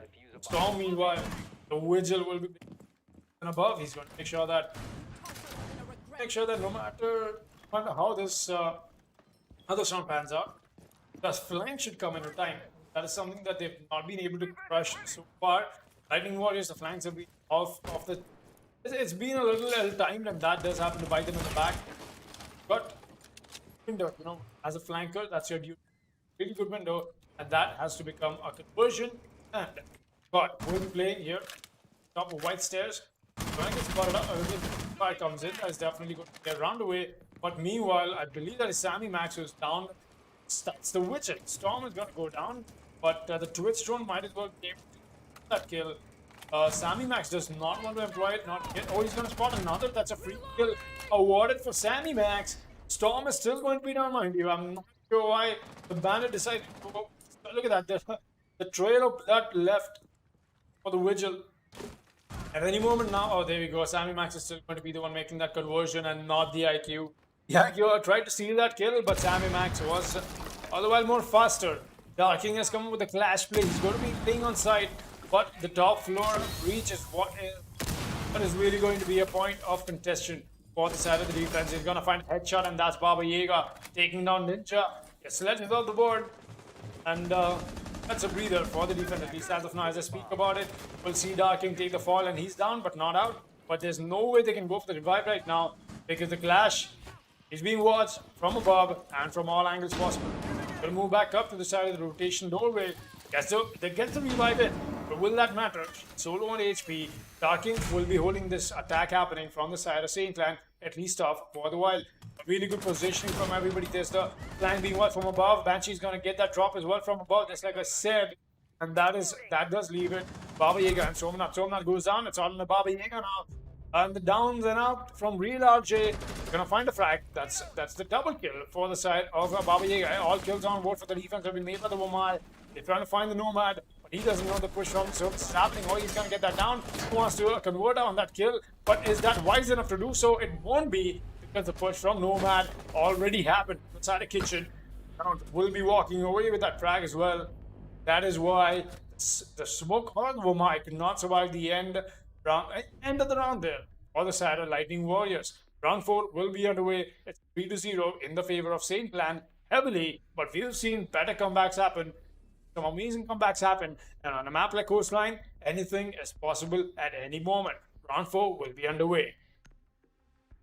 Round 4 underway, and Saint Clan so far have been absolutely fantastic in their pushes, getting what little utility is needed in getting all the intel done, and just shutting down the side of Lightning Warriors. Looks like Lightning isn't striking today so far, but if LW managed to make a comeback happen, it will definitely be striking not once, but quite a few times indeed on this match on a Coastline. 3-0 is the scoreline. Round 4 will be heading back to first floor kitchen once again from the side of Lightning Warriors. Looks like they're slowly, okay, not really making too many mid-round adaptations, but again, improvisations are key to getting a successful defense off against a particular team, because each team plays differently. Meanwhile, Baba Yaga wanted that Prisma to be removed so they could put a shield down, and he's now going to put it down perfectly, just a little bit farther, just to put it down snugly. There we go. That's done, and the Prisma can go back to its original position. 10 seconds left. In the meanwhile, as I was saying, making mid-round adaptations is one thing, but making adaptations between rounds is also fairly possible for both of these teams. It all comes down to whether or not they're able to realize how their opponents are playing and get the conversions in. They have to make these changes. Wait, was that Prisma broken by Dark King barricading the door? I believe it was. Unfortunate for the side of Lightning Warriors, but they'll be short of a Prisma, short of an alibi, so to speak. And yeah, with the action phase in play, of course, a quick look at the scoreboard reveals that Lightning Warriors, yeah, they definitely need to pick up their pace right now. 4 and 3 kills from Baba Yaga and Somnath, but that is pretty much everything that they have brought on board. The other 3 members of them have not brought pretty much nothing, excuse me, to this table right now, which they need to change desperately if they want to put up a fight against Saint Clan right now. Meanwhile, there's a drop coming in onto the second floor, as there's also breach charges coming out from the IQ. Already VIP control established, and vertical lines aside being made as the thirst drone droning away for the one defender up here. I think he knows that there's somebody inside of hookah, but there's also a defender, inside of luggage that they've got to be careful of. Pushing up the 90 hallway. That looks like the alibi. Dark King in the meanwhile is taking a lot of damage as the sledge is now here in VIP to finish making those vertical lines aside. A gas canister comes out and the alibi will lose that gunfight against the Nomad. Round will win that with plenty of HP left on his board as well, as more vertical lines aside are being opened by the sledge above. Somnat wants to take this fight, but the gas canister comes out and he will not take it instead, damaging the Clash quite a bit as well. Baba Yaga in the meanwhile finds a Ninja. Not sure where that kill came out of, but a pretty important one in the meanwhile. Another magnet goes out. He's got one more to go, I believe, as all 5 of his magnets will be off and running, on different points of the map. Meanwhile, Dark King's got to be very careful, very low on HP as the Vigil Storm is going to be going for a peek, and he'll be facing the music from the Twitch. The F2 comes alive as Banshee finds Dark King as well. It's now a 4 versus 2, and Lightning Warriors once again in a terrible position to be in. Somanath, he's being fired at from the IQ, who doesn't really connect to his feet, but no, the pistol comes out, and they will still find him. Somanath, unfortunately, is going to go down, and so will the Omai, trying a desperate run out, will be taken down by the Bearing 9 of Real, who saw that on his drone while he was making sure everything was clear on the hip fire. Once again, finishing the kill for the side of the attacking team. Same Clan, their dominating performance continues 4-0 on round 5. Definitely a dominating performance indeed. The win streak is on from Sane Clan. 4-0. Going to round 5, definitely one could argue the fact that the attackers have a little bit of a distinctive advantage when it comes to a map like Coastline. I get it, but Sane has been stomping over the side of Lightning Warriors, and more than that, they've been able to make it out of those rounds almost a flawless. Sometimes it's coming down to 4 people alive, and that is not something that Lightning Warriors can take lightly. See what I did there? Anyways, we'll be seeing the defensive team now go back onto Hookah and Aquarium. That is the side they want. My bad. Hookah and Billiards. That is the side they want to defend on right now. Let's see if they'll be able to make that into a conversion or not as we go ahead. This matchup. A really good side, when you want to apply a maximum advantage on. But here's the differential. The fact that you've got no Jaeger to work with, that gives so much more work for the Wamai, your dynamic operator. And it's not like the Jaeger's ADSs that happen to spawn from the start of the prep phase. You've got to wait for them to generate and buffer up. That is why it makes Wamai very different from how Jaeger is used. And that's right, both happen to be in their own sense, their own way, a very influential anti-projectile. I almost thought God is going to pop the head of Somnath over there. He's not going to do that. Seeing the Twitch make his way, Sammy Max, that is, he'll be making to the side of the bottom of he's on a Claymore, in fact, first. That is what he wants to do. All right, well, insurance indeed, I don't blame them. But Darking, the man with the pulse this time around, he's got to be careful. I think he's trying to go for a VIP pulse and possible frag in. But that is something I expected last time as well, but not happen. Now that the Twitch drone is coming in, want to get pulse spotted out. No, it won't. He's gonna miss the reception doorway, and that might as well be a missed drone from the attackers that might bite them in the back as we proceed ahead into this round. Somanath will be watching this angle. The Legion, that is, well, God has got himself a nice angle. Well, along with the insurance of shield, in fact, that he can fall back to if he wants to, which he will. Watching this angle, he's got the Hibana pellets open from the side of the attack. That's good map control being established by Sane Clan right now. It's definitely amazing that they're able to do that under the 2-minute mark and almost at the 2-minute mark, in fact. Push has got to happen, but first things first, they got to get the information in, and the push is... all right, Sammy Max is going to notice the pulse. I don't think the pulse knows that. Sammy Max knows that the pulse is over there. All right, a little bit of a wordplay I had to get into. No, he's got to be very careful with the trigger discipline. He's got to be very, very careful, and he will be. Sammy Max with the plays takes Darking away, and what that was a fish in a battle moment for the pulse. But meanwhile, God is going to drop the head of the IQ. That's Banshee off the board. Sammy Max will push up luggage. Meanwhile, Ninja is going to shut down God. That's your Doc who is trying to go for the peaks. And now Baba Yaga will have to go for the white peak. He's not going to win that fight. He will eventually. And that's your man count equalized for the first time on the peak advantage for Lightning Warriors. Let's think about it. Storm is going to take the fall, but Somnath is going to take a frag on the Ninja. It's all on the Real and Round, who are both of them outside of Hookah. Got to be very careful in terms of how they intend to play this out. Round is going to confirm that kill. No, actually, he's going to find Baba Yaga instead. It's all on to Somanath, in a clutch situation in a 1 versus 2, the Vision has got to get 2 frags. Everybody's gonna be on full HP. Even Somnath, I'm gotta give them that. Not much, 90 HP right now. So yeah, going ahead.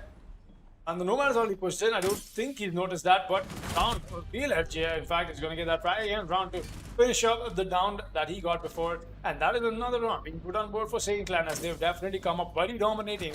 And today's match has been amazing to watch them do that.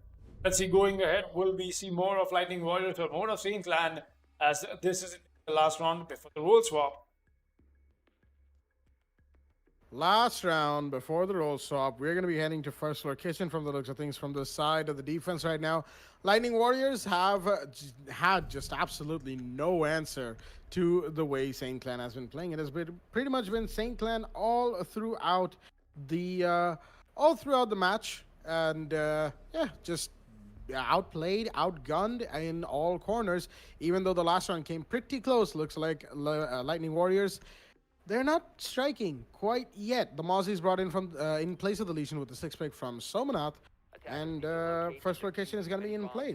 Not really too much to say about this. It's just the fact that Saint Clan has outplayed Lightning Warriors in pretty much all aspects. This is similar, of course, to what we saw from them yesterday, shall we say, as they took on Decoy Dreams, and it was a 7-3 on Cafe, mind you. Decoy Dreams did manage to get a couple of rounds in, but again, Saint Clan was pretty dominating throughout the entire game.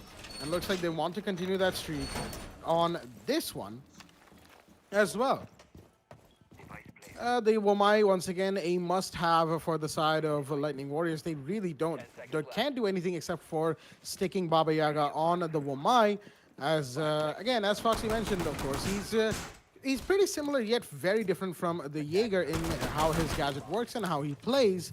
Especially with the fact that his gadget comes to him over the course of the round, similar to how Legion pretty much crafts his mines from scratch while sitting behind like a shield or some cover and actively trying to take gunfights. So, you know, just that little bit of fun right there. Oh, actually.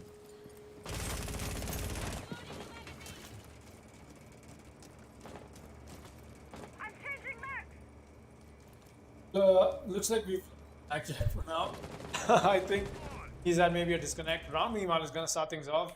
You go on another frag, entry frag, but now just got a double. Where did he get that from? That was from Penthouse. Why is everybody peeking? 3 kills for the man as to begin this round off. Round will be facing his nomad charges down, and in fact, quite the differential today. Banshee is and Somnath as well. Lightning Warriors falling too far too quick. This will be the fastest round that has happened so far. What is going on? Lightning Warriors off the back of some very youth display in the roam game is definitely not something that they were expecting to work out with. Baba Yaga is going to find the switch at his Sammy Max, but he's expelled all of his bullets. And now the reload animation kick. Sammy Max trying to win down whether Wamai's playing. Oh, so Wamai is actually going to win that fight. He also gets it down in the process. That is definitely going to help them get a little bit of an advantage covered as it's Orlando darking and Baba Yaga darking. Still got a moment to shine. Will this be his moment on the flank? No, he's going to get spotted out. He's going to shoot the dead body. What are you doing, that king? That's not somebody who's alive, and that is why now his position does get given away as well, and he has to fall back all the way onto the side of reception. He'll actually go for the long rotate, in fact, meanwhile the plant is just prepped on the side of the attack, and Nomad, he's got to lose his head. Baba Yaga with amazing gun skill, Ayuchi, and that's, I believe, triple kill for the Wamai so far. Really well played for the side of the Wamai here. See if he'll that pace up. Even the plant is already going down. They don't know that. Plant is down, and yes, it's a post-plant situation. Banshee will be watching this from outside, while a Ninja will be watching it from above. Wheel is actually very active in how he intends. Out very close to side. Oh boy. Lightning Warriors suddenly changes into advantage, and now Ninja has to play level. Got the sleds to work with. Got to be ready. Oh no, he's going to go for the fort instead. This is going to be very scary if he does not get one of that. In frag, he gets it, and there's more than enough time for Darking to go for the defuse. He gets the frag, and this is exactly what I was talking about. The moment to shine for Darking comes in. He gets the clutch, and Lightning Warriors get their first round on board for the roll swap. And boy oh boy, that was one hell of a round and an amazing retake from LW. Well played to the defensive team, but now changes the tides. The goal swap is in. Will we see Lightning Warriors pick up the pace on this half of the round, or will we see Sane Clan keep up their dominance? Foxy, your Discord.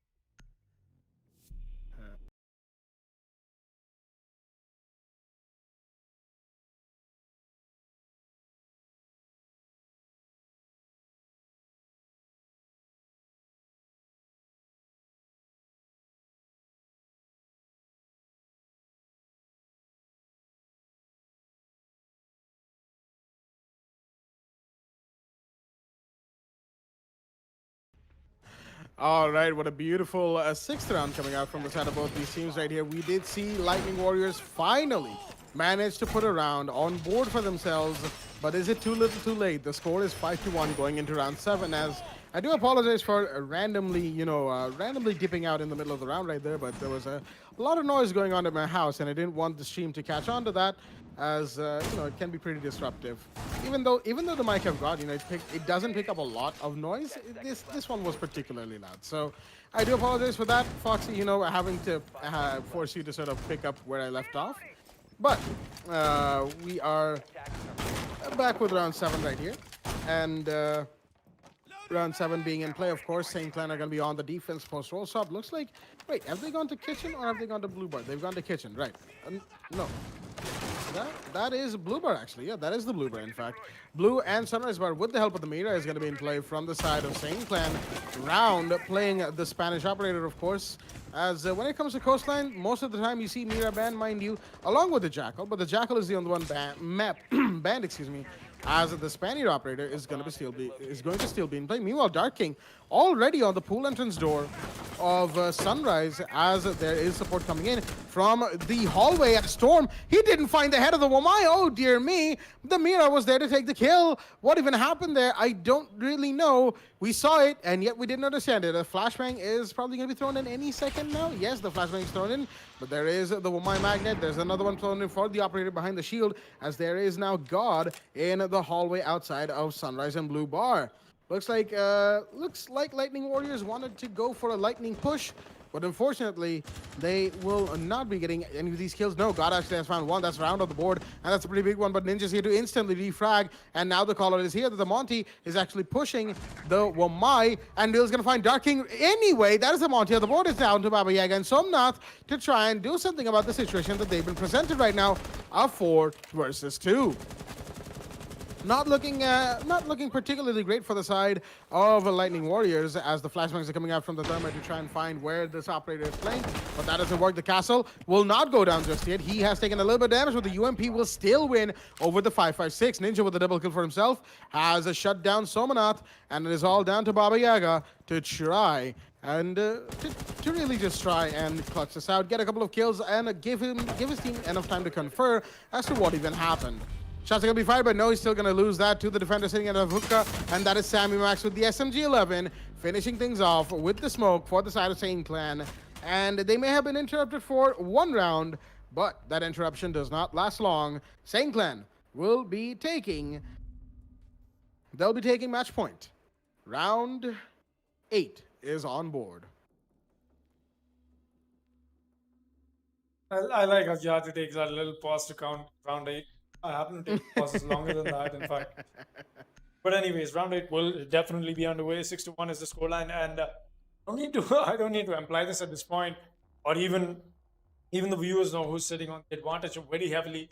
Sane Clan will be going to kitchen and so for the defensive round this time around, while Dark King comes up with the 6th pick on the Mountain. Attackers need to Like they don't want to be employing the Kali, and with the kitchen as a side, they could attempt a service plan, the rush service plan that happens to be a thing. Definitely something that they might be attempting. Let's see if they'll be able to do that or not as we proceed ahead. Ninja meanwhile is gonna drop on one of his Wamai charges. Banshee as well. Make sure that I believe it's just the fact that the Vigil hasn't really done too much when it comes to the defense.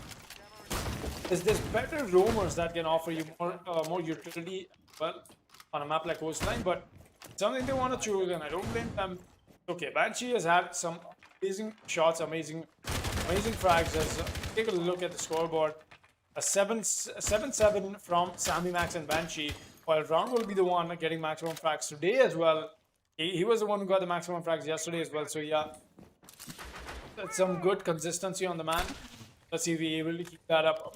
Now, all they have to do is get one more round on board, and this match will be done and dusted for the side of Saint Clan. So I'm not trying to find the camera that he's searching for. No, I don't think so. There's no Valkyrie play from the defense, and that's why they've got that insurance done. Like, it is indeed a rush plan coming in from the side of attackers. There's Wamai charges coming up as well to take care of that, but no, that's not enough to take those Wamai charges out, and there's the lifeline coming in, and now Sammy Max happens to be in a tough spot. If he wants to go for the denial, he's going to go for the peak. The moment he goes for the peak, he'll get taken out. More importantly, even before he gets taken out the peak, he's getting shot at from every single angle possible. In his endeavor to get the drone, he might as well peek himself, and that will be that he not intended to take out. It's going to hurt Sammy Max so much. He's going to way that they know that the fact that Sammy Max has moved back, and now he happens to work this canisters that he has for himself. I said that is that Saint Clan wants to make happen, but no, the babes come out and there's the smoke canisters alive.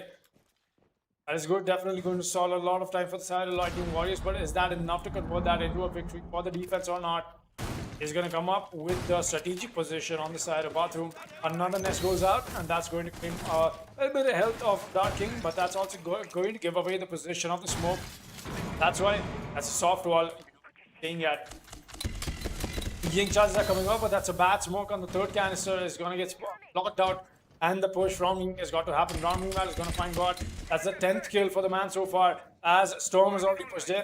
Is this a Storm push that they need to make happen? Dark King is going to spot the C4. It's not going to connect, but the plan has got to go off. It's on the Baba Yaga with the Vigilance here with the flank.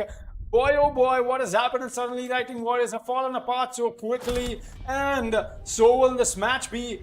Flawless round for the side of Saint Clan, and almost a flawless victory for this team, as this has just been the Saint Clan show and not a match that I got to see today against Lightning Warriors. 7-1 on Coastline is the map score, and Saint Clan proceeds to the next stage of the qualifiers for Season 4 on the TEC Black League. Boy, oh boy, quite the match coming in today from the side of Saint Clan. Absolutely. 7-1 from a 73. Brilliantly done to the side of Saint Clan, but that is going to do it for right now. That is, of course, the first two matches have been finished for this day of qualifiers in Season 4. And a quick rundown for all our viewers, of course. The first match between KL11 and Heat Esports. KL11 won that 7-4, making a bit of a comeback from a 3-1. While Saint Clan versus Lightning Warriors, well, we all know how that went down just now. 7-1 for the side of Saint Clan. Lightning Warriors, unfortunately, not striking today in the slightest. In fact, it was a pretty bright and cheery day. No clouds at all on the map of Coastline. I was going to say Clubhouse. I'm so used to saying that, man. But we do have a couple of games coming up after this. That is Error Esports taking on Team Selfnade, and Ignite taking on Team Triple Take. Two very interesting games indeed. And we'll be right back on the other side of this short break. Stay tuned.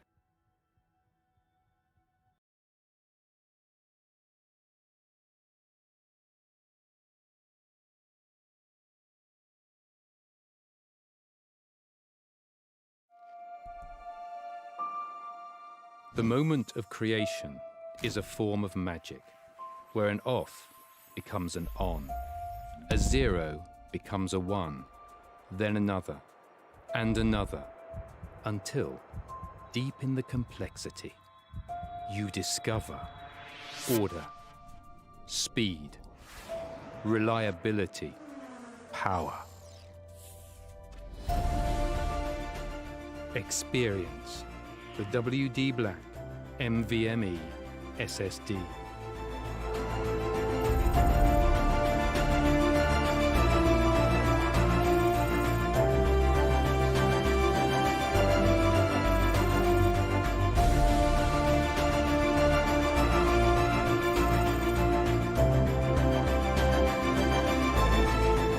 Fueled by darkness. Level up to NVMe SSD performance.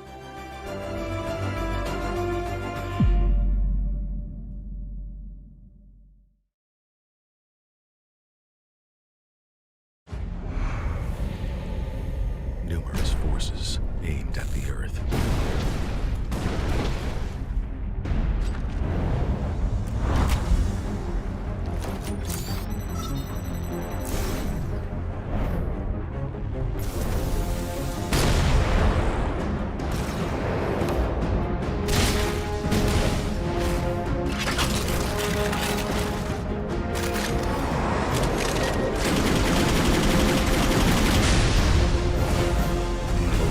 And injustice.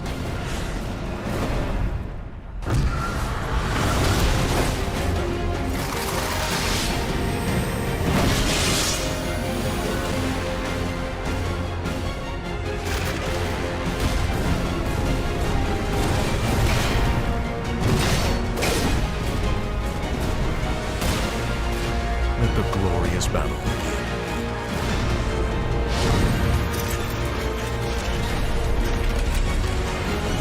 Geared up for victory. LG Ultragear Gaming Monitor.